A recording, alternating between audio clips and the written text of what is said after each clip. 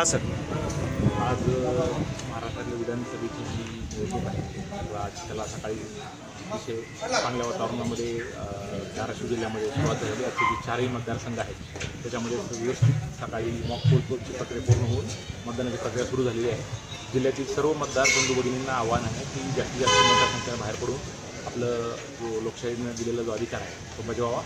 आणि यावर्षी आपल्याला किमान आपलं जे राष्ट्रीय सरासरी आहे त्यापेक्षा जास्त संख्येनं आपलं मतदान होईल यासाठी जास्तीत जास्त पुरुष महिला आणि सर्व मतदारांना मतदान करण्याचं आवाहन करतो आणि अतिशय शांततेमध्ये मतदान पार पाडावं. मोबाईल शक्यतो आपल्या घरी ठेवून जावेत कारण आपल्यावर 100 मीटर परिसरामध्ये मोबाईल अलाउड नाही आहे आणि अतिशय शांतता आणि सोयीस्कर नियोजन करून आपलं मतदानाचा हक्क आपण सर्वांनी बजावावा.